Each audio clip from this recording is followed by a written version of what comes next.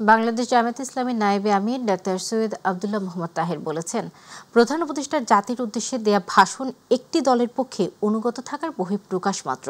এর মাধ্যমে নিরপেক্ষতা হারিয়েছে সরকার। সুকৌশলে নির্বাচনকে বিতর্কিত করার পাঁয়তারা চলছে বলেও মন্তব্য করেছেন তিনি। সকালে আন্দোলনরত ৮ দলের যৌথ সংবাদ সম্মেলনে তিনি এসব মন্তব্য করেন। বিস্তারিত শিমুল খানের রিপোর্টে। শুক্রবার সকালে মগবাজার আল ফালাহ মিলনায়তনে ৮ দলের যৌথ এই সংবাদ সম্মেলন। এ সময় অন্তর্বর্তী সরকারের প্রধান উপদেষ্টা ডক্টর মোহাম্মদ ইউনূসের জাতির উদ্দেশ্যে দেওয়া ভাষণের প্রতিক্রিয়া ব্যক্ত করে আন্দোলনরত ৮ দলের নেতৃবৃন্দরা।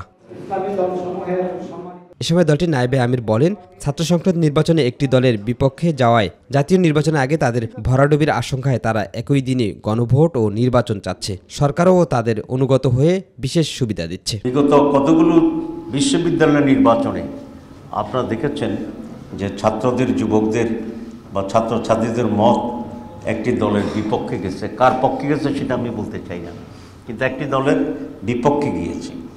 সুতরাং সেই দলটি জানে যদি একটি গণভোট হয় আগেই, নির্বাচনের আগে, তাহলে এই গণভোটও 80% লোক তাদের চিন্তা এবং চেতনার বিপরীতে যাবে, যা নির্বাচনের আগে একটি দলের বিরুদ্ধে রেফারেন্ডাম হিসেবে বিবেচিত হইতে পারে।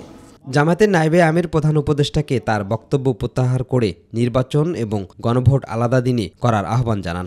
16 নভেম্বর ৮ দলের বৈঠকে পরবর্তী করণীয় কি হবে তা ঠিক করা হবে বলেও জানান সৈয়দ আব্দুল্লাহ মোহাম্মদ তাহের। 16 তারিখে আমাদের 8 দলের শীর্ষ নেতৃবৃন্দের বৈঠক আছে পূর্ব নির্ধারিত। সেই বৈঠক থেকেই সার্বিক করণীয় আমাদের কি হবে সে ব্যাপারে চূড়ান্ত সিদ্ধান্ত গ্রহণ করা হবে। এ সময় তিনি আরও বলেন, 54 বছরে বাংলাদেশে বারবার সরকার পরিবর্তন হলেও শোষণের পরিবর্তন হয়নি। সরকারকে ভুল পথে নিয়ে যাচ্ছে 3 উপদেষ্টা। তাদের পদত্যাগ দাবি করেন তিনি। আজকের প্রধান উপদেষ্টাকে নানাভাবে বিভ্রান্ত করছে 3 জন উপদেষ্টা। শিমুল খান, মাই টিভি, ঢাকা।